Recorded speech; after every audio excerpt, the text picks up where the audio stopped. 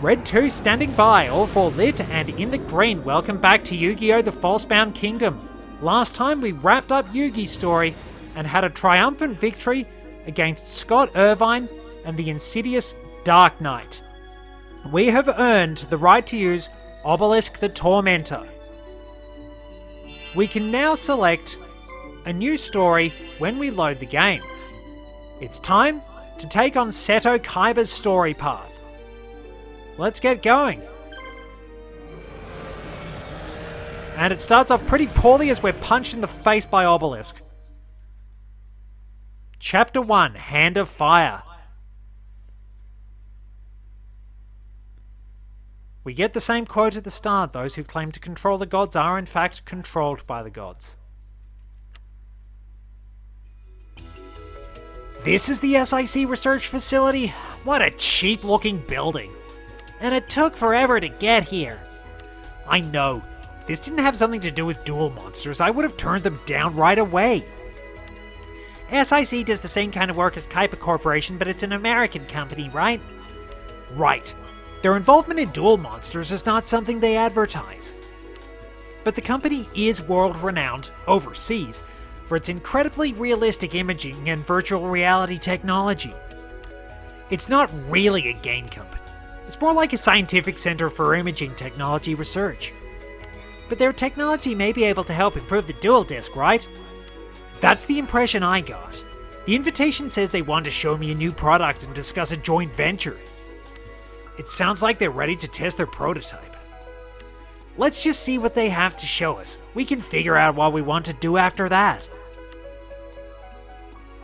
Thank you for coming, Mr. Kaiba.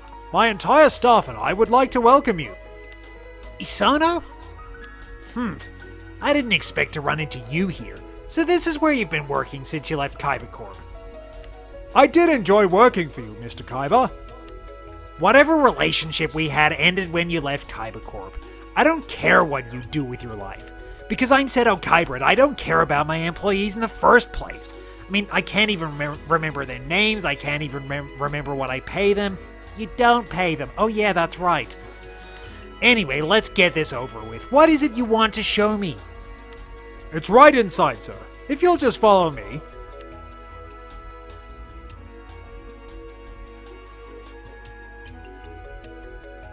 We've asked the president of Kaiba Corporation here today so he can evaluate SIC's latest invention. All of us here at SIC are very excited about today's test. We're looking forward to collaborating with Kaiba Corporation on game technology development. Let's cut to the chase here, shall we? You need investment capital to sell your technology. You want to use duel monsters to help you sell it because you need a product tie-in, right? And you figured you could use me since I've invested so much money in duel monsters already. Well? Your silence speaks volumes. As it turns out, I need some new tech anyway, so might as well take a look. Is this it? Yes, this is SIC's latest simulator, codenamed Kingdom. Just what are you trying to pull? It looks just like our duel disc! This is just a prototype. We're only using the dual disc for packaging reasons. It's all original SIC hardware on the inside. How is it different from the dual disc? For starters, Kingdom is not set up to use cards. The disc is just a terminal to the Duel Monsters world, which is created by the SIC supercomputer. By allowing players to enter the world, the game can support multiple players at the same time. The world has already been constructed. We'd just like you to play the game as you normally would. It sounds like a network game or something. I see. It certainly sounds different from the duel monsters we know today. Kingdom is a fantasy world. The card monsters there are alive. The empire that rules that world is currently dealing with a population on the brink of revolt. Yes, I know, the peasants are revolting, you don't smell so good yourself. It's the old joke, let's get on with it. The two of you will join that world and try to complete the game. Of course, you'll both participate in the game as different game characters. Trying to get you both to be the same character was incredibly awkward, and we really don't want to talk about what happened with our test subjects. The game is currently set for a few hours, and we'll be recording your play data from here. Sounds fun. Let's play. Okay. Something about this doesn't feel right. Isono is up to something. It's no coincidence that one of my former employees is involved. After all, he headed up development of the dual disk and dual computer. SIC. That has to stand for something, but what? Wasn't that other guy's name? Year 336 of the Sigvarth's Empire. After 300 years of ruling the Rondavel continent, the Sigvarth's Empire is faced with a crisis. Since the 12th Emperor Heishin ascended to the throne, corruption and brutality have spread through the Empire. The people feel suppressed, but their complaints have fallen on deaf ears, and I'm pretty sure we've all heard this before. Yada yada yada. Hey, yeah, this is pretty much the same intro. The intro text for the game is basically the same, so yada yada, lavish lifestyle, heavy taxes, and the people are revolting, cheesy jokes. Trouble? And we basically go into Sword Art Online mode.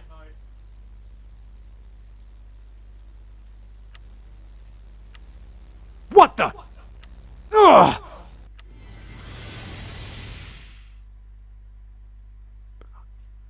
Kaiba. What's wrong? Kaiba? Kaiba, what's wrong? Please look at me. Oh, my head. Oh man, that is the last time I drink Tristan's homebrew. Oh boy, that stuff's an absolute killer. Why am I drinking Tristan's homebrew anyway? Why would I be hanging around with those dweebs? Anyway, better lay off it. I must have had more than I thought. And what's wrong? You just collapsed all of a sudden. Where am I? Where are your manners, Kaiba? You stand before the Emperor. This is the capital city of Sigvarths, and we are in the Imperial Palace. We were in the middle of a meeting with His Highness before you passed out. Don't you remember? No, I don't. I don't remember anything. Pull yourself together, man. I expect more from the head of my Imperial Guard and my best warrior. Let's go over the plan again for Kaiba's sake. Listen well if you know what's good for you. We've gotten reports of a fairly large revolt taking place on the Mariaden Plains in the north. There are several marshals assisting the resistance army there. We must capture them. None of my other generals seem up to the task, so Kaiba, I want you to hunt them down. Take the Imperial Guard and strike the fear of the Empire into them. Well, don't you have something to say? I believe Lord Kaiba is still not quite himself. Perhaps he is suffering fatigue from his strenuous activities. Your Highness, Lord Kaiba's present condition leaves me a little anxious about leaving this entirely in his hands. With your permission, I would like to accompany him and offer my support. I understand. Permission granted. I trust you do not have a problem with this, Kaiba? Sure. You're right, Kaiba is acting strangely. Do not let me down, Marthas. Yes, sir. Seto! Mokuba, you're here too? Yes, it looks like I'm a member of the Imperial Guard and I report directly to you. This place is unbelievable. For a virtual reality program, it sure is realistic. It's a bit too realistic. I don't get the feeling that we're in control of the game at all. I think it's safe to say that we've been trapped in this world. That was probably the plan all along. Just wait till I get my hands on that wretchy Sono.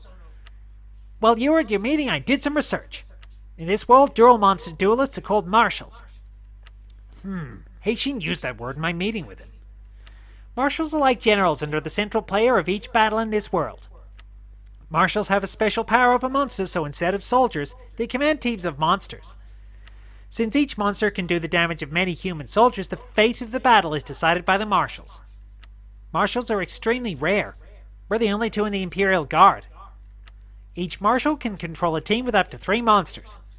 Each team has 1 monster leader, and the speed of the team is determined by that of the leader. I see. I guess we'll figure out the rest as we fight. How did this happen to us? I don't know, but it looks like we're stuck playing the roles we've been assigned. Isono did say it was a game, so maybe if we play the game all the way to the end, we'll find a way to get out. That's right, every game has got to have an ending. Well, I'm not entirely sure, but playing this game out seems to be our only option right now. Since you're not quite well yet, allow me to explain our strategy. This is a map of the Empire on the Rondavel continent. And here are the Mariarden Plains. This is where they are revolting.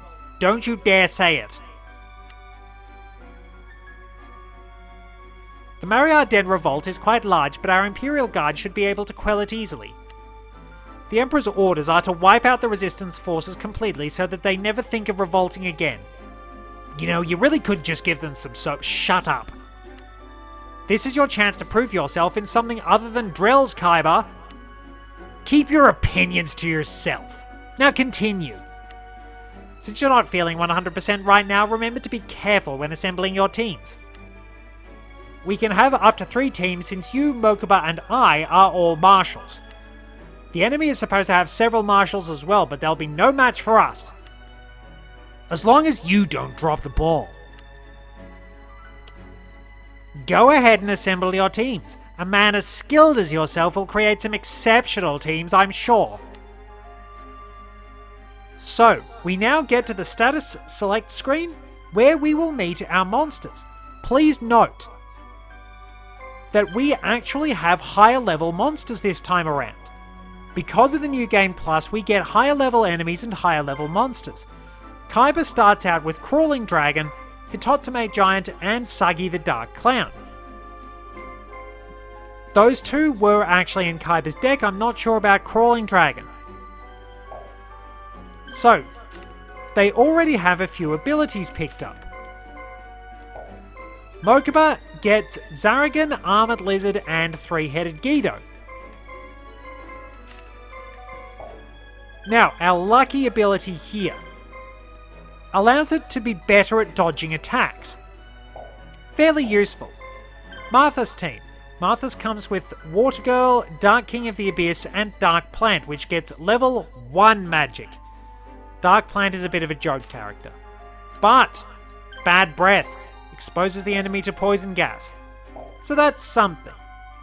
But, you will notice, when we go to replace Kaiba's monsters, we've got all our teams. We have all the monsters we could utilize last time. But there's also something really good we can do. I will be holding on to this for a certain marshal. If you have Call of the Grave, Crawling Dragon can become Dragon Zombie. Oh, it does stay at level 31. That is something impressive. So there we are. We already have a massive boost in power from Crawling Dragon to Dragon Zombie. But I'm not going to be using Dragon Zombie. I'll give Kaiba a pretty solid team to start off with.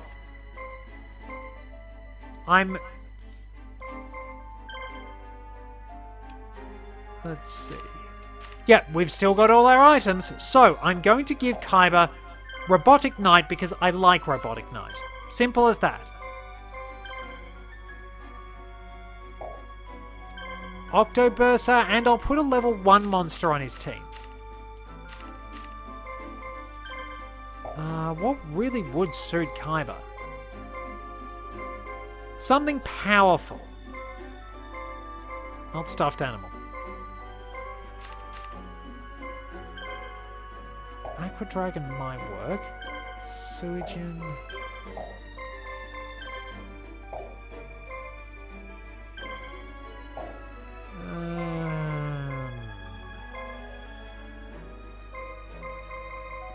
Got a lot of good monsters.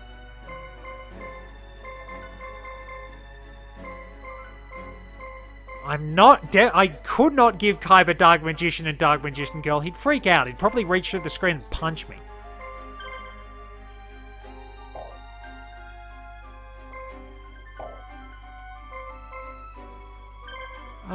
Gaikateno Megami, I think, because Kaiba actually used that one. Mokuba will outfit with some fresh monsters too. We can power these up, it's worth noting. Flame Swordsman.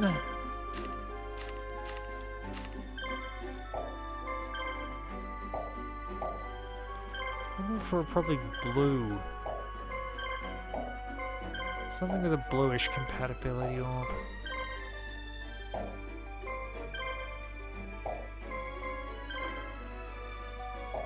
I could give him a beaver, but...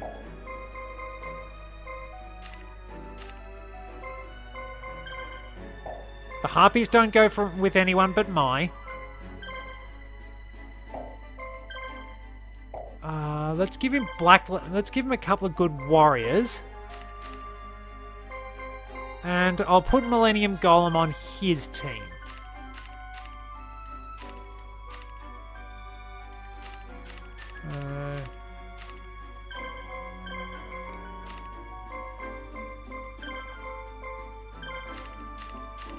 We've also got all our items, so excuse me if I go quiet and start thinking. And then there's Marthas, who is kind of a joke character. I think Mokuba's a bit of a joke character as well. Or at least he doesn't get a lot of experience.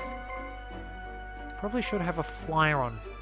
Actually, I should have a flyer on Mokuba's team.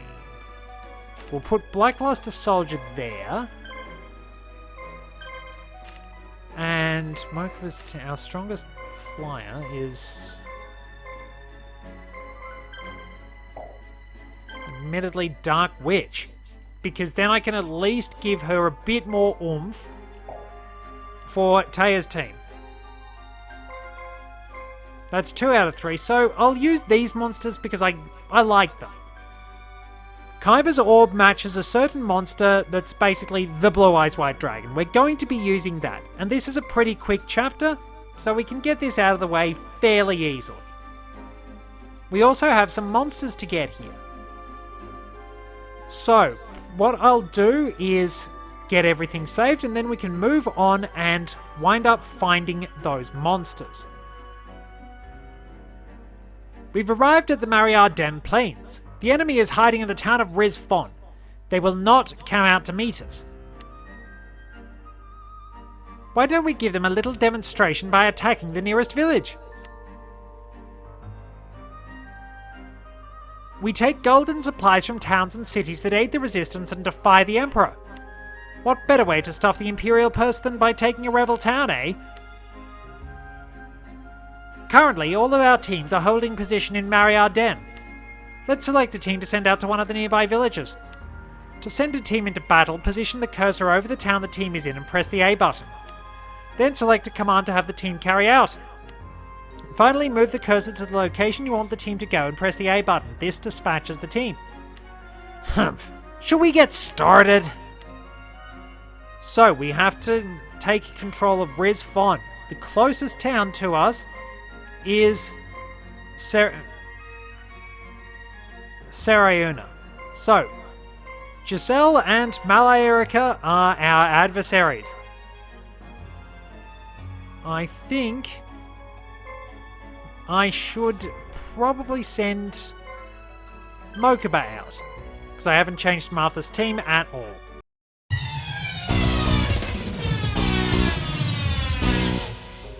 We have control of one village and are hunting for any traitors that might have gotten away. Once this news reaches the Resistance Army, they'll have no choice but to come out and face us. When they do, you can either fortify your defences or take the opportunity to crush another village. What are your orders? Facing the enemy in a castle or town will give us the upper hand. Hitotsume Giant's international debut was in Legend of Blue Eyes White Dragon and Kaiba's starter deck. In Japan, it debuted in Volume 1. It has been around a very long time, since the beginning. To give you an idea, though, of how crummy monsters were back in the old days when Hitotsume Giant was freshly released, it actually had the equal highest attack of the level 1 to 4 monsters in Volume 1, at a whopping 1200. It's well and truly outclassed now, so I can easily imagine Hitotsume Giant being that boring old man who won't shut up about their glory days over 50 years ago and how things were better back then and blah blah blah, and telling all sorts of rambling stories about nickels having bees on them and things like that. And their glory days weren't even that great when you look back on them. But it is still an interesting look back at history though. We've encountered the enemy marshals. It should be an easy win. When 2 or more marshals meet in battle, each commands his monsters to attack the enemy. If you defeat all the enemy monsters, you win.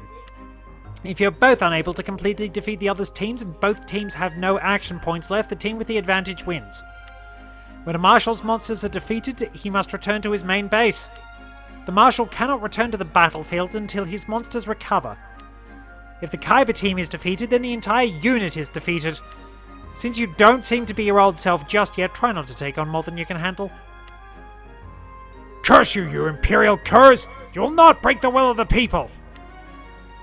You know, we've got a lot of profiles to go through, and this is a pretty basic mission with a smaller map than we're used to, so I'll probably have to show off quite a few of these maybe in later chapters, or I'll just have to sort of stuff around. We don't have any new monsters we can find out of the way. There is one on the path to the main base, but that's kind of it. We will also wind up getting one by defeating the chapter boss. You will note that the battle theme is actually slightly different at points. Kaiba and Yugi have different main themes, different boss themes. It's pretty cool. There's a pretty good variety of music in the game, even if it is reused from games like Duelist of the Roses.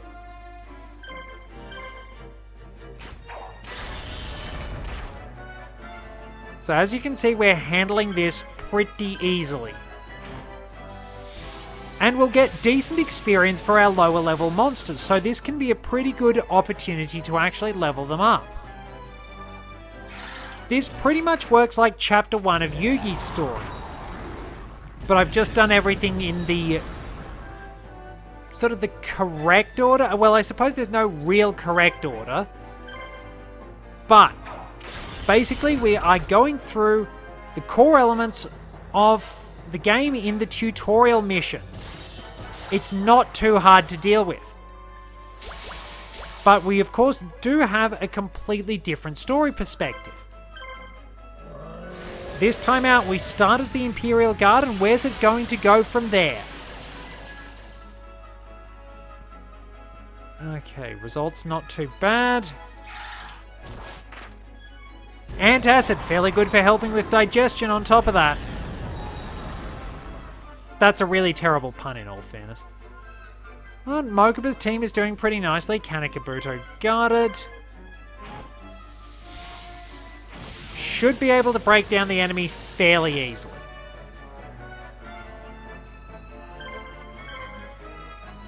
Now, it is worth noting that these two guys in this chapter, though they are fairly basic, you will wind up seeing them again.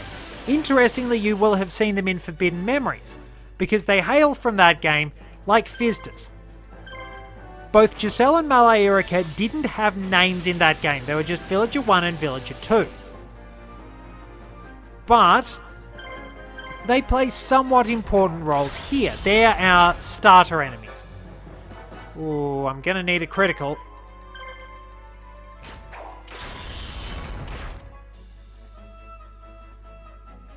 So, pretty easy win for Mokuba.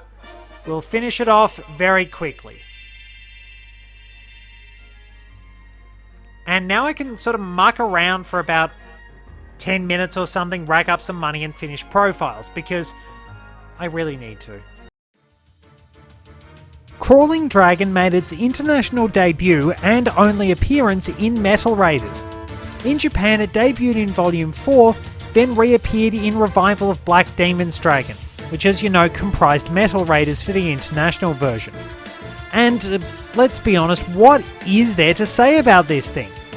In all honesty, Crawling Dragon actually tends to be a lot better off once it dies. The anime has established Dragon Zombie is its undead counterpart, and that's a 3-star with the same attack but 0 defense. At least in this game, Crawling Dragon will be serviceable like the majority of monsters, but otherwise it's really just another for the file and forget folder. Oddly enough, The AI actually never uses this monster, which is really weird. They could have stashed it in some of those teams that use two of the same monster, but there you go, even the AI forgets it exists. Sagi the Dark Clown made its international debut in Metal Raiders with only a couple of other appearances along the way. In Japan it debuted in Volume 7 and reappeared a bit more often. Sagi's main use in the anime was to serve as a conduit by which Kaiba could activate the immensely powerful Crush Card virus trap. Other than that, there's really not a lot which is remarkable about Sagi. Pet and the Dark Clown, its counterpart of sorts, is probably a lot more useful. As a matter of fact, it's definitely a lot more useful. Probably the best bit of trivia I have about Sagi is that in the Bandai version of the TCG, which was a bit more like the really early manga and anime days, Sagi was level 4 and had 2200 defense. That's about it really. It was a bit outclassed by the time Volume 7 rolled around. Armoured Lizard made its international debut in Metal Raiders and Joey's starter deck. In Japan it debuted in Volume 4. Now, Armoured Lizard is, in all fairness, hardly the most awful normal monster out there, but there are honestly much better ones and they've only got better with time. This monster also had the misfortune to debut in the same set as Summoned Skull, which was kind of a game-defining normal monster in the early days. It's kind of the equivalent of making your way to trials at Manchester United from your pub team, full of somewhat unfounded confidence, only to find there's some guy named David Beckham standing ahead of you in the queue. You know, I haven't really got much else for this one. Armoured Lizard isn't that special. It's at least dependable in this game though. Three-headed YuGiOh made its international debut and only appearance in Pharaoh's Servant. In Japan it debuted in Curse of Anubis, one of the sets which made up the international Pharaoh's Servant. And yep, you guessed it, it is another rather pointless normal monster with very little to make it stand out, admittedly apart from the interesting artwork. What exactly is a YuGiOh anyway? Are there variants with fewer or more heads like Gleeox in the Legend of Zelda series? You know, I really wish that we did have Gleeox in YuGiOh. They could be pretty powerful as monster cards. You could summon ones with fewer heads when the four-headed fusion monster version is destroyed or something creative like that. It'd be really good to elaborate on, but I ran out of space for writing and I don't want this to take too long. I could waffle on forever, but there's nothing to talk about three-headed YuGiOh though. It's no surprise, Zaragan has never made an international appearance.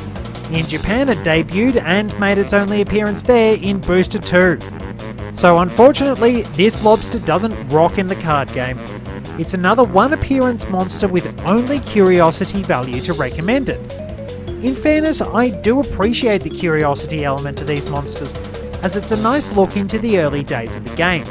Zaragan will at least fare pretty well on action points in the right hands, so raise its compatibility and you may actually get good mileage out of it. Absolutely nix in the card game though. It's not really much worth talking about. Does get some good abilities though. Dark King of the Abyss made its international debut in Legend of Blue Eyes White Dragon. In Japan it debuted in Starter Box theatrical release, then in Japan's Legend of Blue Eyes White Dragon set. In the deeper lore of Yu-Gi-Oh, and believe me there is a lot, there are some actually really good stories running behind everything even without the duel terminals, this monster is the archenemy of Dark Ruler Hades. Several cards show the various stages of their long-running battle, including the eventual appearance of revived King Hades. Let's be honest, the fact it keeps fighting is pretty impressive for an admittedly average normal monster, and that's being charitable, with a bit less than half Hades' attack. Now for some bizarre reason, this monster is a secret rare in Legendary Collection Yugi's World. You'd be a bit ticked off if you wound up stuck with that. Dark Plant has never made an international appearance. In Japan, it debuted in Booster 1, which was also its only printing. Now, if you want file and forget monsters, it's really hard to go past Dark Plant.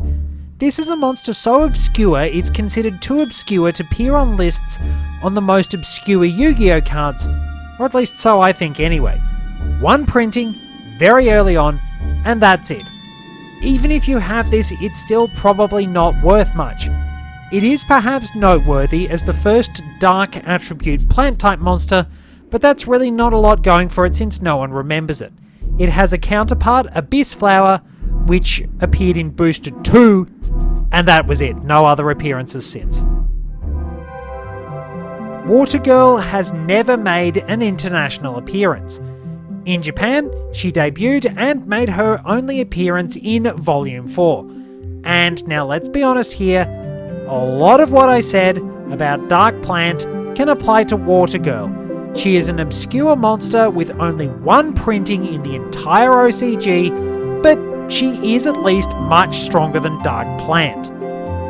You could also note that physically speaking, she looks much better than Dark Plant, but that's kind of clutching at straws, and that's really not a criterion on which I wish to judge cards, because that's getting a bit awkward, especially where Dark Magician Girl is concerned. Just don't. While it is said she attacks with ice spikes, her attacks in most video games with 3D models show her using bubble attacks. Not much else to say, but she will eventually get pretty useful in this game. It takes time, but it's worth it. Unbelievable. So, after having had the worst battle of all time,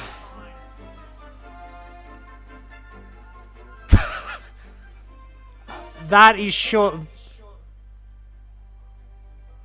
How does he get the points for that? Come on, game. That's terrible. So Kaiba's setting out to fight the boss. After the worst battles of all time, Oh, okay. Yes, this is where you find Baphomet. At long last, we can actually use Chimera, the flying mythical beast. And I forgot to equip Kaiba with the obelisk. So, Baphomet is a fairly capable opponent if you're unequipped. It's Field Adept and Forest Adept, but we have much better kit on our side. Also, there are 3 of us, and there's 1 of them.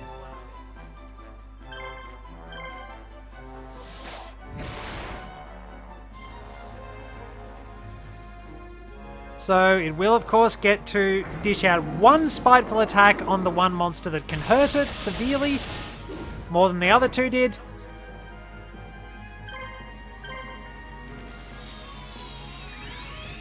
Now if Gyokateno Megami had got to move first, we could have ended this in 2 attacks. That was an amusing distraction. So we have now earned Baphomet's services, and then we have to sit back and watch the worst battle of all time unfold up north. I really should have been showing that. You know what? I'm going to add that as a bonus clip to this episode. The worst battles of all time. Also, you don't actually get any points if you KO your opponent by poison. You don't get the points for knocking them out. Water Girl does get decent AP later on, she just starts out with very few. And I forgot to equip Martha's team with anything.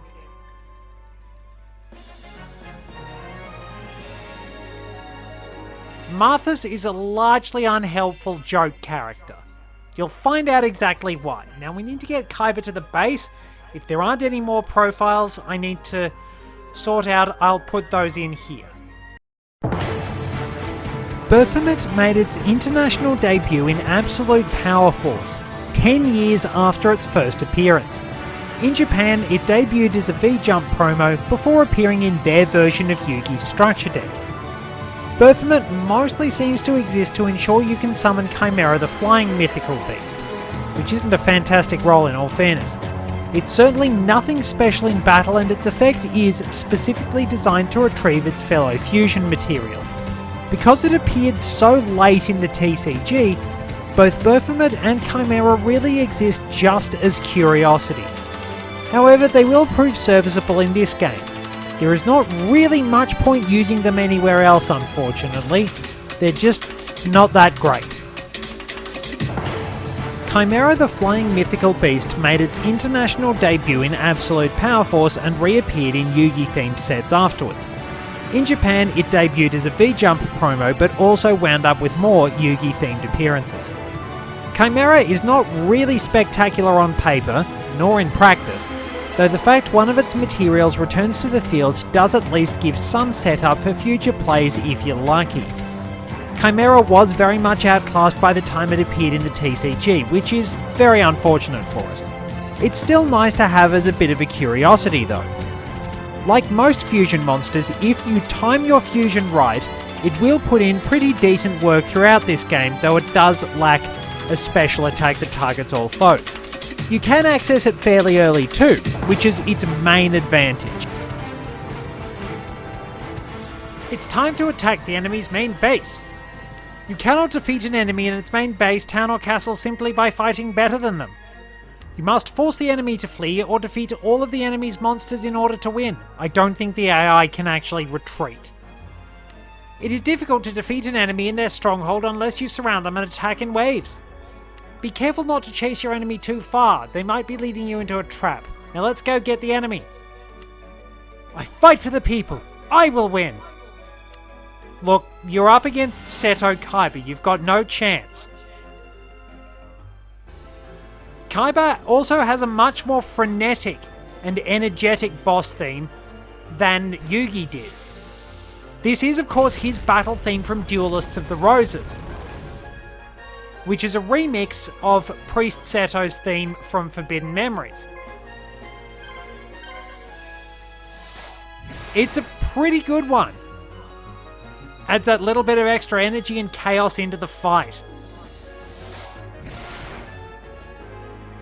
And, though it is also interesting to note that when we put the Konami code in Kaiba's storyline, there's annoying laughter that comes beforehand, rather than just going straight to the YuGiOh thing.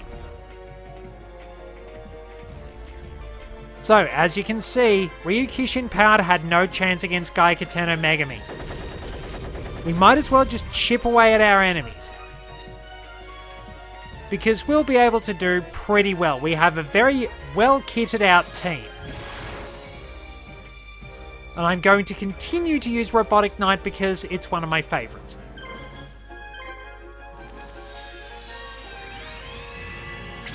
I could use Gaiketen no Megami's power up, but that wouldn't really help a huge amount. Well, it might a bit, but Dharma Cannon so far has only guarded. It's just sort of there, drifting around, happy as it pleases. Meanwhile, the Octobursters are throwing spears at one another. Again. I think he got the point. And yeah, Dharma Cannon is just sort of sat there. It's just sort of sitting there like a piece of pottery in the Zelda series, waiting to be broken by my attack. Are you actually going to do anything? I mean, at least put up a fight. You're just there. And I thought Mini Bowser was luggage. Thank you. You know, you can at least pretend you're doing something. Make life... I don't know, well, it's not exactly inconvenient for me. But just try and do something.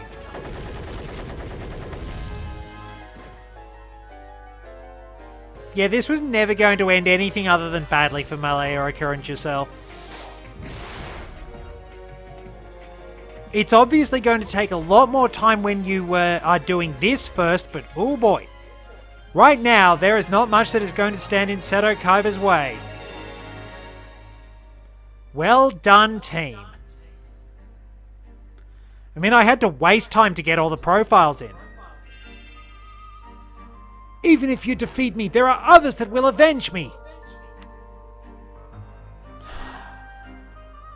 You did it! Well thought, sir. Even if you're not feeling quite right. Those rebels now know what a foolish gesture this revolt was.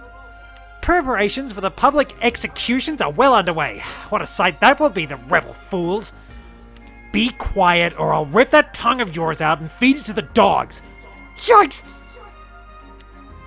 Ryukishin Powered joins our army, and it appears that Kaiba really doesn't like Marthas. It's meant to be very clear that Marthas is a little too eager to execute people.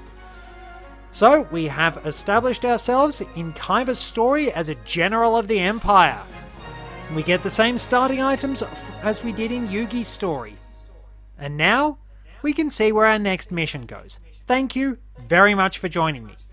Until next time, this is Red 2, returning to base.